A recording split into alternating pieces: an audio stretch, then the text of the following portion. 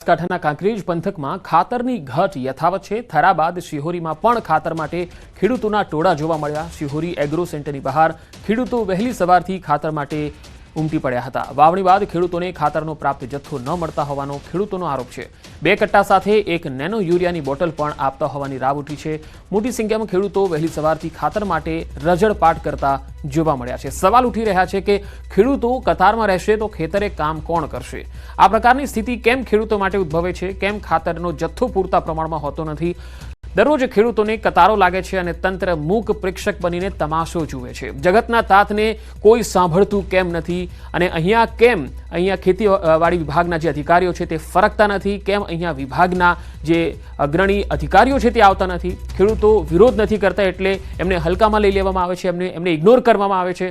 આ કાંકરેજ પંથકમાં ખાતરની ઘટ કેટલાય સમયથી અહીંયા યથાવત છે અને ખેડૂતો અહીંયા સવાર પડે ને કતારોમાં ગોઠવાઈ જાય છે। તંત્રને આ કતાર કેમ દેખાતી નથી? કૃષિ વિભાગ જે છે એમણે પણ હવે સક્રિય થઈને કામગીરી કરવી પડશે, કારણ કે આ પ્રકારે ખેડૂતોને રઝળપાટ કરવો પડે એ ક્યારેય ન ચલાવી શકાય। આ જ ખેડૂતોના કારણે આપણા સૌના પેટની જઠરાગ્નિ ઠરે છે અને આ જ ખેડૂતો જો આ પ્રકારે કતારોમાં લાગેલા રહેશે, આ પ્રકારે રઝળપાટ કરતા રહેશે તો પછી કેવી રીતે ખેતીમાં પ્રગતિ કરાશે? ખેડૂતો અહીંયા વહેલી સવારથી ખાતર માટે કતારોમાં ગોઠવાઈ જાય છે।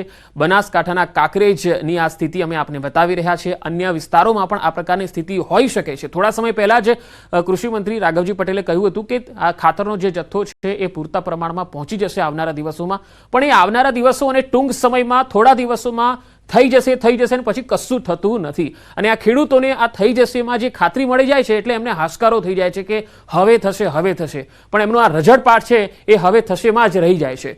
ખેડૂતોની અત્યારે ભારે રોષની લાગણી દેખાઈ રહી છે। કિશોર તુવર સંવાદદાતા બનાસકાંઠાથી જોડાયા છે। કિશોર, શા કારણે અહીંયા ખેડૂતોને કતારોમાં ગોઠવાવું પડે છે? કેટલા સમયથી તેમને ખાતરી મળી હતી અને હાલ શું સ્થિતિ છે? કાંકરેજ પંથકની અંદર થરા બાદ હવે શિહોરીમાં પણ ખાતર માટે ખેડૂતોના ટોળા જોવા મળી રહ્યા છે। ખાસ કરીને જો વાત કરવામાં આવે તો છેલ્લા 4-5 દિવસથી જે છે તે ખાતરની તંગી જોવા મળી રહી છે અને જે કાંકરેજના એમએલએ હતા તેમના દ્વારા વહીવટીતંત્ર અને સરકારને પત્ર લખવામાં આવ્યો છે કે જે ખાતરની જે તંગી છે તે દૂર કરવામાં આવે, પરંતુ આજે વહેલી સવારથી પણ ખાતર માટે ખેડૂતોની લાઈનો જોવા મળી રહી। તે ઉપરાંત જે ખેડૂતો 2 કટ્ટા ખાતર લે છે તેમને ફરજિયાત એક નેનો યુરિયાની બોટલ પણ આપવામાં આવે છે, તેને લઈને પણ ખેડૂતોમાં વિરોધ જોવા મળી રહ્યો છે અને ખેડૂતોની માંગ છે કે તેમને પૂરતા પ્રમાણમાં ખાતરનો જથ્થો જે છે તે ઉપલબ્ધ કરાવવામાં આવે। પંકજ। જી કિશોર, આભાર માહિતી આપવા માટે।